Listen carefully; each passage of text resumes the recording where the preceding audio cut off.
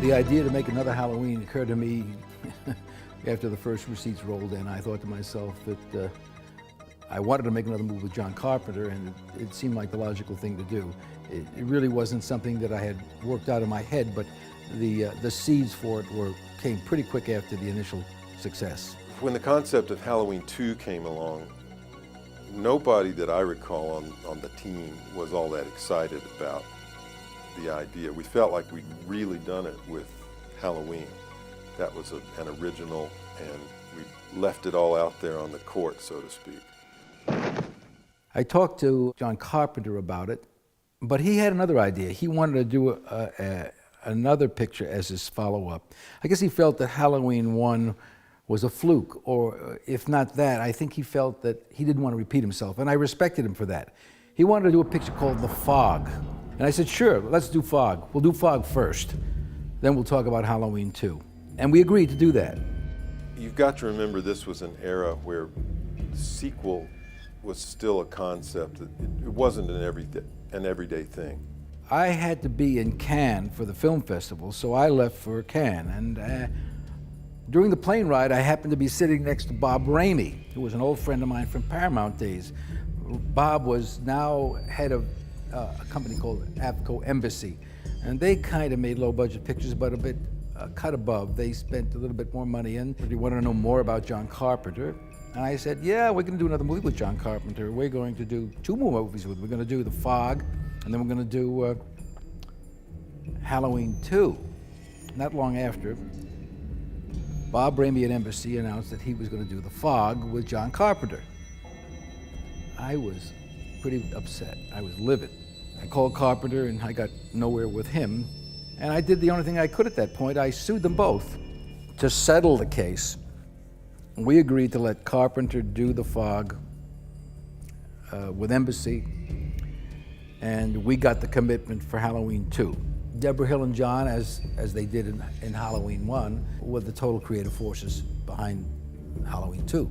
So it was sort of underwhelming and like, well, what do you want to do? But it was evident that the powers that be, who were in a position to do so, were gonna do it. That train was gonna leave the station. I was kind of the logical person to point to for the directing gig, and I was thrilled. It was just, yes, of course, that's a great opportunity, can't wait. So you can imagine my dismay when the script came back to me and I read it, and I just hated it. I personally was not too pleased with the script when I got it. It was pedestrian. It was predictable. It was a professional script. I just felt that they were abandoning the essence of the character. That Strode girl, that's Michael Myers' sister. It felt like everything that Halloween was not. Sort of the antithesis, where Halloween got it done with suggestion and shadows and true old school suspense technique. Somehow to me, Halloween 2 was summed up with that like hypodermic in the eyeball. It was just like, come on. The theater of the mind to me has always been something I really love, and I've used it. Halloween 1 was born of that idea, and my instructions to Carpenter has been reported many, many times, was I don't want anyone to see any gore or violence or blood in the movie. Keep it to a minimum. I want it to be theater of the mind. I want people to supply the visual images. And Carpenter understood that perfectly, and therein lies the success of Halloween. John's thinking on the matter was very clear and simple. You can't argue with the fact that since Halloween got made and all these imitators, Friday the 13th and all the others came along, horror movies had changed. There was inflation involved in terms of violence and gore and what you saw on screen, to the point at which John felt like he was in a box. He could not do the same thing that Halloween had been doing, but I couldn't do it. I couldn't do it and really do the good job that would be expected with deep sincerity. So I felt horrible, but I withdrew from the project, and I felt doubly horrible because it was my friends, my crew, my pals.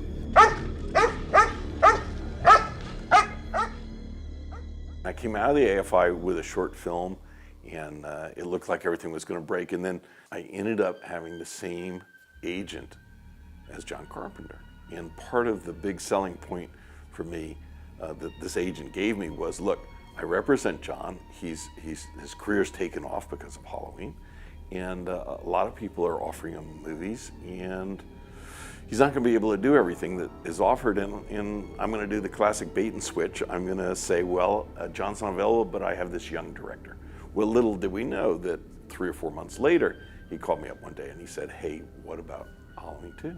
That was John Carpenter's choice, approved by Dino De Laurentiis. I met with Rick, and my approval wasn't needed, but they were very courteous and asked me to meet with him. I found him to be a pretty good filmmaker and a guy who really seemed to know his business, and as far as I'm concerned, he did a journeyman job. John and Deborah and I sat down and we sort of talked a little bit about the script, and I think from the very beginning, what they wanted and what I responded to was the idea that somehow Halloween 2 could follow a moment later. So it would feel, when you saw the film, that it was a continuation of Halloween. And so that was the overriding goal, I think, was to, if you liked Halloween, you're going to like Halloween 2, because it's really a continuation. So stylistically and in terms of the story development and all of those things, it wanted to feel very much like a continuation. I had actually just gone and met this other kind of youngish guy who was producing a movie. And even though he had directed some, he was producing this movie.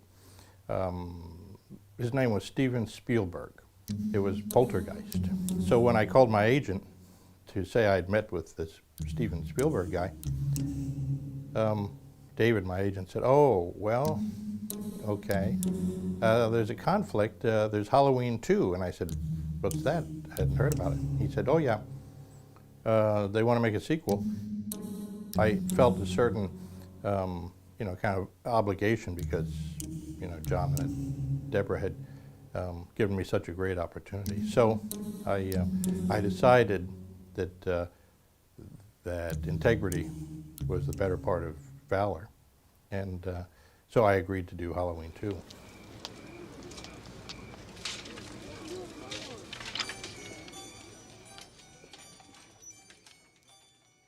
My first goal was to make it feel as much like the first one as possible, which meant very similar lighting and camera movement. And I really had watched that film a bunch of times, and there was a very fluid camera, and it was the early days of Steadicam, which was in those days called the Panaglide. We knew we were going to be shooting, the majority of the film in a hospital setting. Working in a real hospital was sort of out of the question. So we needed to find a location that looked like a hospital. The production designer began looking around and found what was essentially an unused little hospital in Pasadena. That turned out to be the most difficult location, because when we scouted it, I was very aware of the proximity of the airport. It seemed like there was a plane every 12 minutes. And I said to the location guy, what's the deal here? I'm hearing a plane every 12 minutes. And he said, no, that's the bad weather pattern. It's much better than that. Well, it turned out that was a good weather pattern. And the bad weather pattern, the planes would be stacked up, and sometimes you would go for 15 minutes without a break. They would just fly in one after another. And we had actually, at some point, we had to put somebody on the roof to be able to walkie-talkie us in when there was a gap, just long enough to try to get a scene in. And it was really hard on the actors, because they just get into a scene, and then this big 747 would fly over.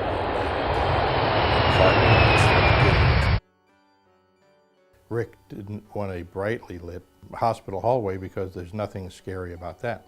So it was a great experience to work in a location and try to find out ways to create the mood and style. Where's Dr. Mason? He's been at the country club. I think he's drunk. Oh, great. What have you got? Stab wound, left anterior chest, possibly penetrating, multiple Lois contusions. Strode. Yeah, come on, let's Fracture go. right ankle.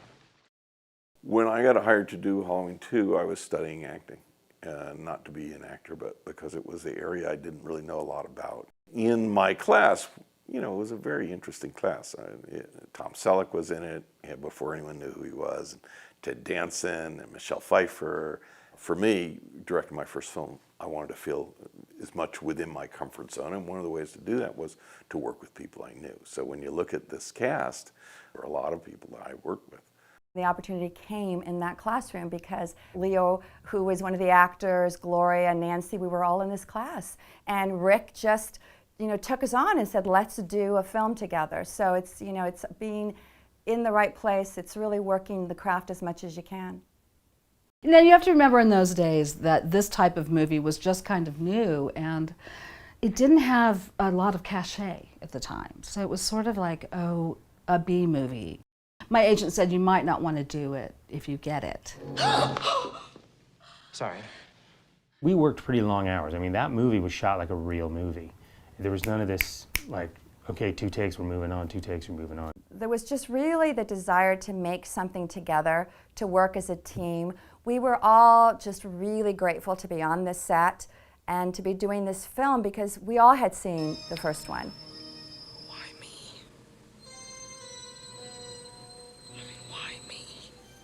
On Halloween 1, Jamie Lee Curtis was relatively new, and with the success of Halloween 1 and the character that she created, it was obvious that she was going to be called back. To Jamie's credit, she embraced the role of Scream Queen. She will tell you herself how proud she is of Halloween 1. And it didn't take much convincing to get Jamie Lee to do it. I think she's proud of her work, and rightly so. She always is a real, you know, extroverted, big personality and real trooper, you know, and she had to do a lot of, you know, tiring stuff. She has to wear a hospital gown through this entire movie, and she has to do a lot of physical stuff. In fact, I think she has to crawl around on her hands and knees quite a bit in this movie. Hospital gowns, as we all know, are notoriously short, and they open down the back. And I just remember that being a particular challenge. She had like circa early 80s short hair, and so she wore this wig, and she was always like pissed off at the wig. I played on a softball team here, the Showbiz League, and it was Rob Reiner, Billy Crystal, Bruno Kirby, God rest his soul, and Chris Guest. And she would come, and that's where they met. And the rest, as they say, is Hollywood history. He was my patient for 15 years. It became an obsession with me until I realized that there was nothing within him, neither conscience nor reason, that wasn't even remotely human. John originally wanted to use Christopher Lee for Halloween 1. And I can understand why he might have thought that way, but it was a very unoriginal idea. As I explained to John, if you do it that way, you got a Christopher Lee movie, horror movie, it's a Hammer movie. I had seen a movie called Will Penny. It was a Western starring Charlton Heston, but the role of the villain in that piece was played by Donald Pleasence. He played a maniacal father, and his crazy, wild-eyed performance so impressed me. It stuck with me for years. And I said to John, why don't we try Donald Pleasence? And he said, you know, that's not a bad idea. And he liked it. He called Donald Pleasence, and Donald Pleasence accepted. And the reason he accepted was because he had seen Assault on Precinct 13, and his daughter was so impressed with John Carpenter that she said, Dad, you got to do this. You know, throughout your career, you meet people and you work with them, and you say, man, I worked with Spielberg and Jim Cameron and so on, and I got to work with those people. He's one of them. He's one of the people that was really a treat to be with. He took it seriously. He wasn't working on something below his skills. Once again, he was a true professional and very inspiring. He's just an incredible character, and we had quite a few serious scenes, particularly in Halloween 2, with a lot of exposition. And he was someone that would get into character instantly, but the minute he was out or the minute they were reloading film, he would have a joke, he would have some oddball remark. I mean, he was pretty eccentric. He didn't hang around and sit in the chair and rap with the guys. He was in the dressing room doing his lines, and when he walked on the set, he knew your part, his part, and you better get it right. He knew that this little role had suddenly gave him new legions of moviegoers as followers, and so he was easy. He was key, by the way. In my opinion, he was the glue that made the sequels possible.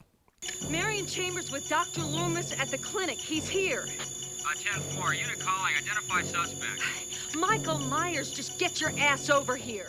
John Carpenter and Deborah tended to use people over again. They like to have a little bit of a company. And I thought I would probably be in Halloween 2 because there were very few of us that survived Halloween 1. Marion Chambers was just an iconic character because she was this smoking nurse. And that's what everybody loved about her. So I was written into the second one. It was fun that she was sort of under protective coverage and nobody knew her identity, but Michael Myers found her.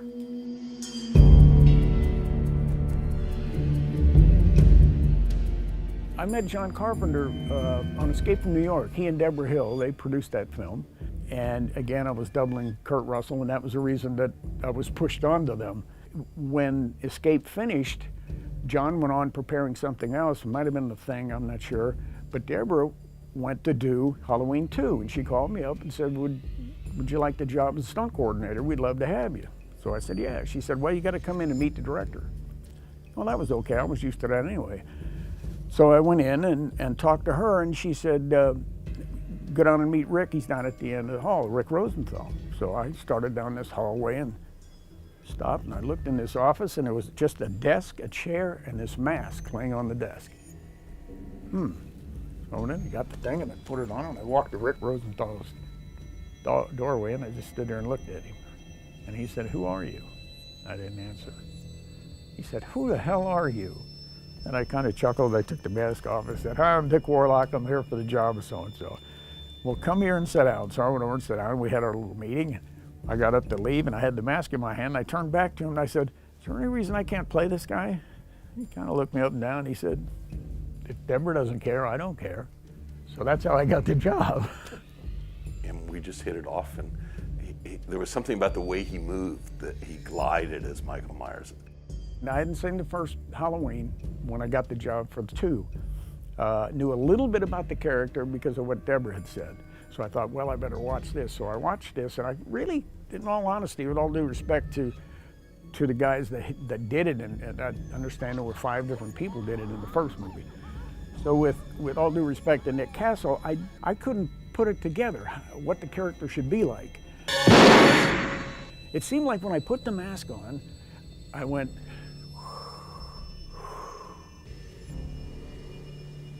I would breathe underneath there.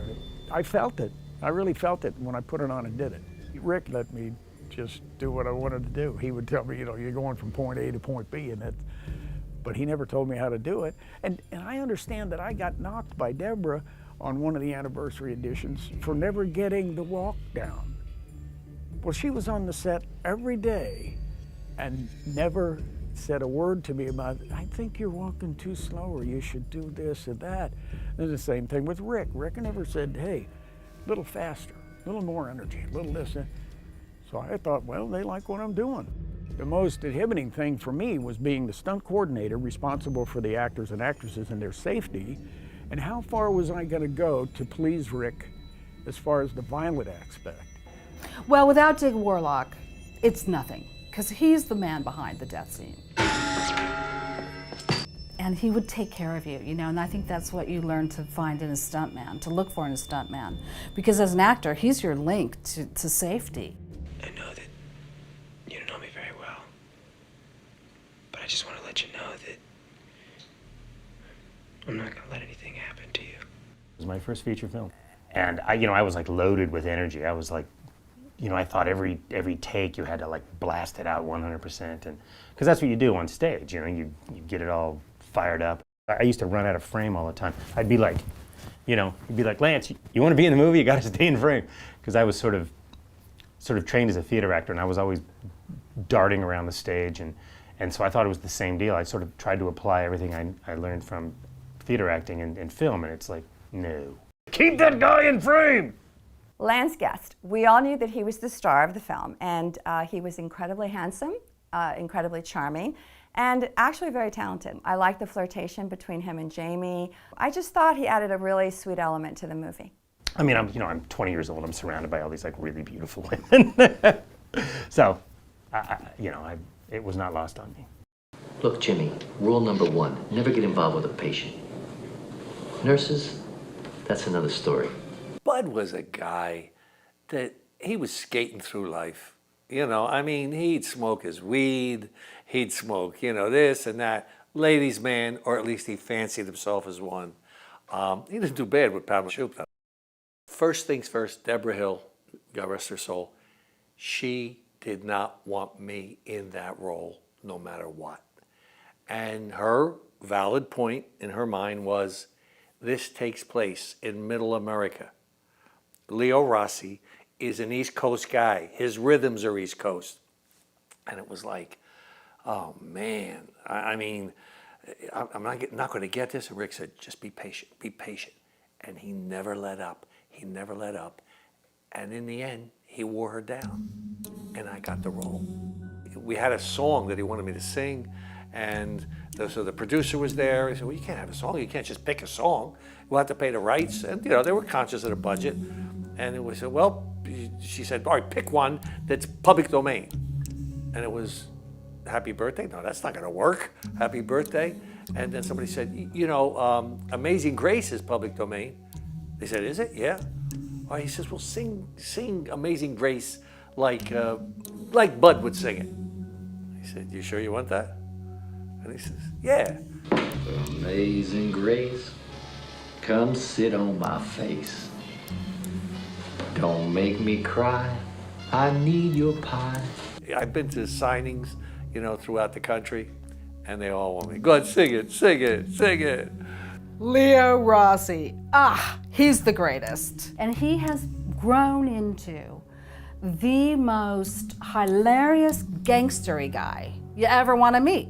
Leo, oh my God, Leo. Leo was in my acting class and I thought he was really hot. And when I saw him in the film, I got to see him naked and he was just amazing. Did not disappoint any of us. I signed to do the nude scene. And the girl, Pamela Shoop, signed to do the nude scene because they needed it for foreign. And the whole crew, they got that date circled, right? Her death scene was talked about, even before it happened. That was a very important death scene. It had to be done right and there was a lot of emphasis put on it. Well, we get there the day, and Pamela announces it was about 7 in the morning. I'm not doing it nude, I can't. They called her manager, her agent, and it got real tense, and everybody, and I'm sitting there with, my robe and my little Speedo on, and Rick says, Leo, look, I think if you get in there, you break the ice, she's coming around, it'll be okay. I said, okay, I signed, So I take the robe off, I still have the Speedo, and I get one toe into the tub, and I go, oh, I said, Rick, it's freezing. And he looked at me and said, Leo, I'm in a jam, the generator broke, you gotta help me. And I looked at his eyes, and I went, this is the guy that went to bat for me. I said, okay. So I get in, I take the veins, I look down, it was a raisin. You talk about the Italian stallion, forget about it. And of course, she got loosened up and went in, and we did the scene. But that's Ice Water Team. Boy, you want to do nude scenes? You want romance? Uh-huh. Okay, you got it. The hot tub scene was probably my favorite. And it wasn't because of the obvious reasons, right? Because I never saw those obvious reasons until the movie came out. What Dick had said, this is how it was choreographed. He said, when I grab you, right? Arch your shoulders back. Keep them back. I'll give tug 1, tug 2, tug 3, as far as you can stretch them back. And then tug 4, let yourself just go completely loose. I'll cushion your fall as you go down. Top-notch stuntman. He was a stunt coordinator. He did it perfectly. Pamela Susan Shoop, I had to dunk her into the water, right? So I just talked to her. I said, what I'm going to do, sweetheart, is I'm going to put my hand on the back of your head, and when you're ready, I'll just apply a little pressure. When you're ready, we go down. When you're ready to come back up, you apply the pressure, and I bring you back up. And she was very happy with that. And so those are the things that I was concerned about as much as playing the character. Dr. Mixter, it's an emergency. My most vivid memory of shooting is that we were shooting my death scene where I get the needle in the eye. That was one of my favorites, the way Rick had me come out of the darkness. I liked that. I thought that was really eerie.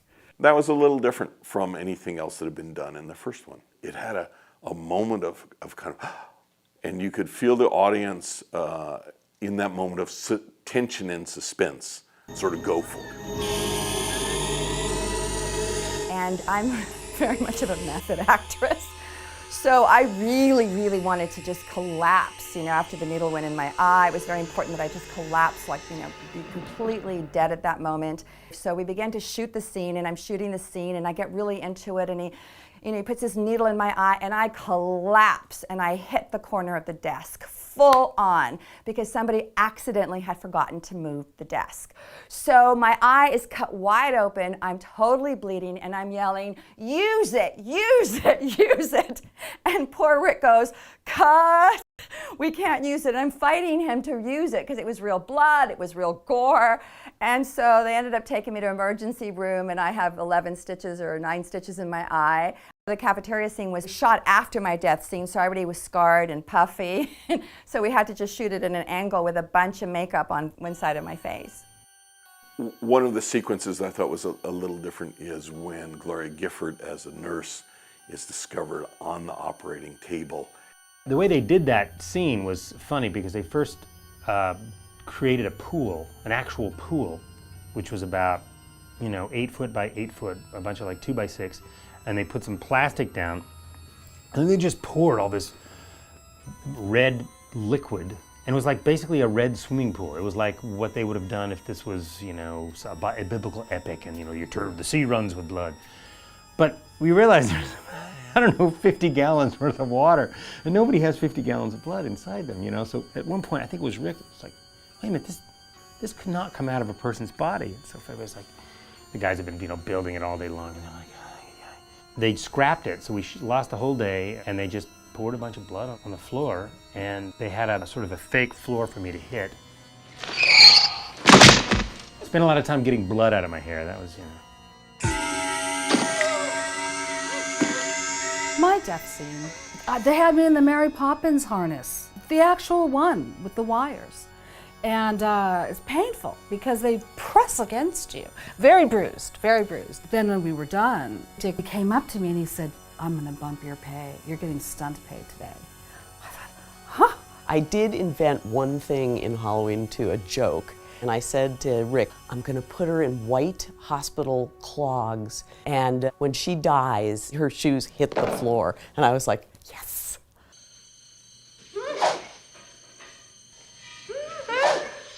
The scene in the movie where I'm slashing, I hate that. But I've had fans come out, that's my favorite scene. I don't understand that, but anyway. The fire scene at the end, we did that 2 times. So we set up the interior of the hallway. Having a roof on it made it extremely dangerous because the fire had nowhere to go, and it went to the ceiling and rolled out. We set up multiple cameras and then cleared out the stage completely. We were told to stay outside during this particular fire walk, which was one of the final stunts in the whole thing. And so we didn't witness what happened, but the stage door is gigantic. It's like a 5-car garage, if not more, and it's very heavy. And we were out there. And then when it blew, it was larger than we had even thought. It moved the big, huge, giant loading door. The entire door just went like that. And we're like, what happened? And then, we found out later that there's a bit too much fire in the fire walk. And I came through the fire, and when I came through, it ignited me. Well, by this time, the flames are boiling and going down the hallway. I burned my arms right here because the suit I was wearing, which they don't have anymore, had zippers. Well, the heat transferred right through there and just burned my arms, but not severely. They just put a little salve on it, and we did it again. So we had to do that scene twice. And at that time, the other stunt guys in the community said that was one of the hottest burns you'll see. Very effective, and also a great sort of visual climax to the film. Deborah told me we're not going to do that thing anymore, because I said, can I have the mask? She said, yeah, we're never going to do another movie with him. So I grabbed the mask, I got the coveralls, the scalpel, the L-rod knife, the boots, and off I went. I have been a big fan of Carrie. I thought the ending, particularly this sort of one last, in that case, literally from the grave. But I liked the idea of when you think the movie's over, it's not. And we had come up with this idea in which you think Jamie Lee is safe and she's going off in the ambulance and nothing can touch her, and we're 100% sure Michael Myers is dead, and because we've seen him burned to death. And but it'd be nice if there were one more twist. So we came up with this idea that Lance would sit up, and in that first moment, all you would see was the sheet, and there'd be just that one last little. They didn't really want to kill me off, and they wanted to maybe spin off some other thing if, you know, Jamie was going to do more movies. So I think they just didn't want to kill me off. So as far as I was concerned, you know, I lived and everything's going to be fine. You know, I just got a bump on the head. Nobody said anything to me. I never knew until I saw the film that that had been cut. Oh, no me. Oh, okay. Does that mean I didn't even think that I died? I never even occurred to me that I died. I was like, oh well, they just cut that part out, but I'm still alive. And to this day, I don't know. You know, who made that decision? Was it a studio decision, a John decision, a Deborah decision, a Universal decision, a foreign decision, a Mustafa decision, a Dino decision?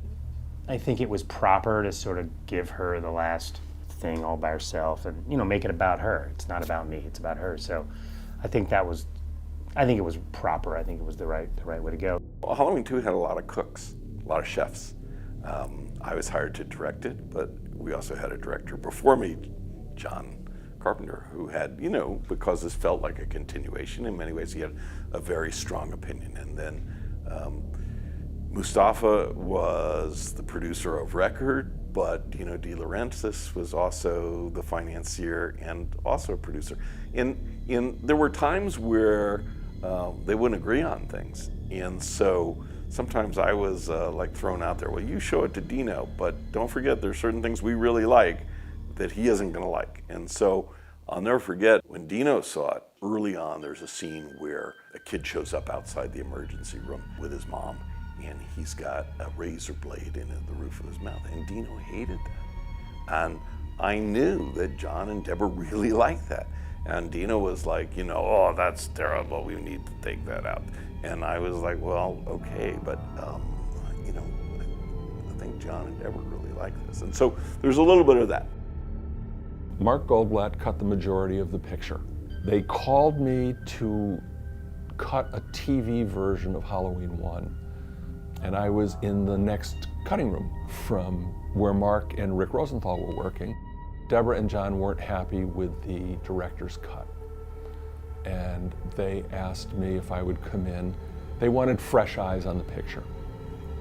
They asked me if I would come in and work on it with John over the weekend. And John and I went through the picture and cut about 14 minutes out of it. And John knew that he was going to write new scenes for the picture, and he wanted me to cut them. So there were a couple of additional scenes that were shot later on that were not in the original script that sort of raised the stakes and upped the ante and upped the body count. John showed up on the set and Rick wasn't there, and I thought, well, what's going on? And the reason that they did that is that nowhere in the movie did it explain how Michael knew that Laurie Strode had been taken to the hospital. So he comes out and he's laying out a shot where this child is supposed to walk down the road with the radio on explaining where Laurie had been taken. And he bumps into Michael Myers, and then Michael heads off to the hospital.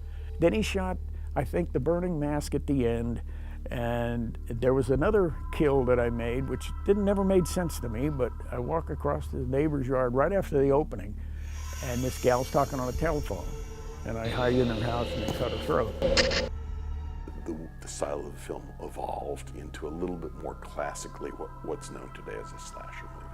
There was a bit more violence, but I thought it was rather well controlled, and by today's standards, quite tepid anyway. So I would say that yes, they did jack it up a little bit, but nothing seriously different from the initial concept. I liked the picture, and I liked what John came up with to add into the picture. I think the scenes that John wrote amplified some character stuff, and we moved the picture along. It was pretty lean. You know, I think whenever a director directs a film, there are always factors. Filmmaking is not a pure art; it's a collaborative art.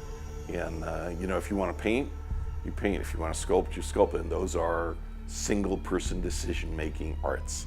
But filmmaking is very much a group effort, a collective. And so, yeah, I mean, there's a sense of this auteurship, you know, that the director is the author of the film.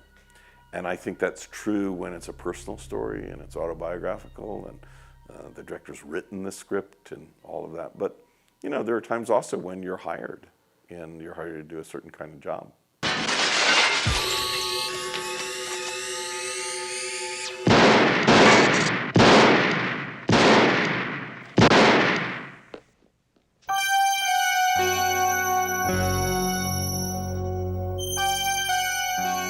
The whole Halloween series became electronic because the attractiveness was we needed no one else. That was just one or two guys in a room, did the whole thing. There's no arrangers, there's no copyists, there's no scoring dates, there's no deadlines that we're going to spend $50,000 tomorrow in orchestra, we better be ready for 100-piece, etc. At the same time, John Carpenter, in his minimalist score, didn't require an orchestra. So what he was looking for in a person to work with is, one, somebody who had all the technology wired, because he never wanted to know about the technology. In fact, a couple times I tried to explain stuff to him, he goes, I don't even want to know. That's your job. You know, make sure it's in tune, make sure the technology's there, make sure it's wired properly, make sure when you push record, it really gets recorded. Done. Technically, I received the 24, at the time, a 16-track of John's original score that he did with a fellow named Dan Wyman over at Sound Arts. And so now I transferred that to a 24-track, got some open tracks, and basically I overdubbed me over John. So John was still there on tape, and then my overdubs is what shaped the sound of Halloween 2. Well, certainly the Halloween theme, the upgrade that I did with the overdubs, brought it to this darker, gothic texture. And then, of course, I added rhythm, because the original ones didn't have rhythms, and I actually gave it a beat. And also running in parallel to the Halloween 2, I was doing Star Trek 2 at the same time. So I had Star Trek in the morning and Halloween in the afternoon kind of thing. And I was left alone because Carpenter was busy creating The Thing, and my assignment was to just pick up where he left off and modernize it, bring it up to date, beef it up a little bit, and give it back to them so they could put it back in Halloween 2.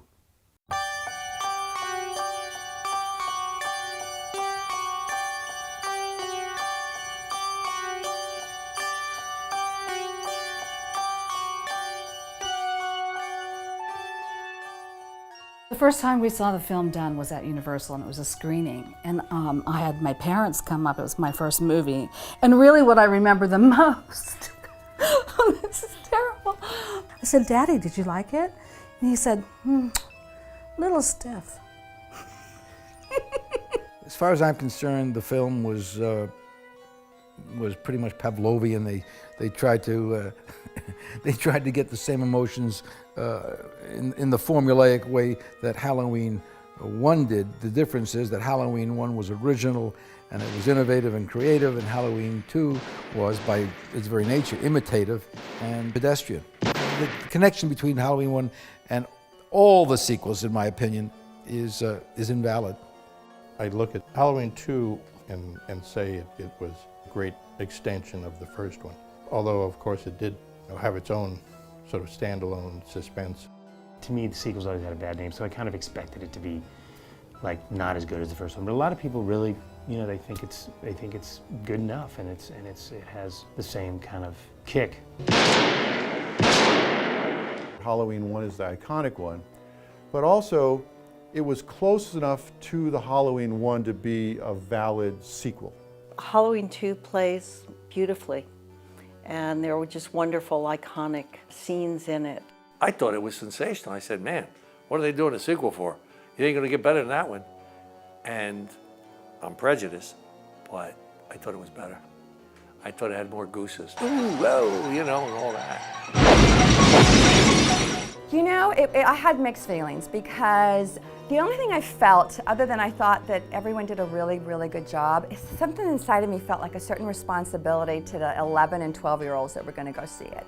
It'll be okay. We'll play some games tonight and When I went to my first convention and I saw hundreds of people going around and saying, "Can I have your autograph, Mr. Warlock?" I mean, I was shocked, and I still am. So surprised at the cult following of Halloween 2, and it is the gift that keeps on giving. It wasn't an initial response. It really took about 20 years to coalesce. Suddenly with the internet, is sort of, I think, gave a meeting place for a lot of people who were, I guess, harboring a lot of cultish feelings around Halloween 2 and the rest of them. It was kind of hard, quite frankly, to reproduce the magic of the first one. The originality and the speciality of the first one was something that comes along every so often in movies, and you know, it was innovative and new and different. Quite frankly, I was surprised that Halloween 2 came out as well as it did and that it enjoyed the success that it did. These are not easy films to make because there are always factors, and maybe that's because the movie sort of lingers and goes on, the franchise continues.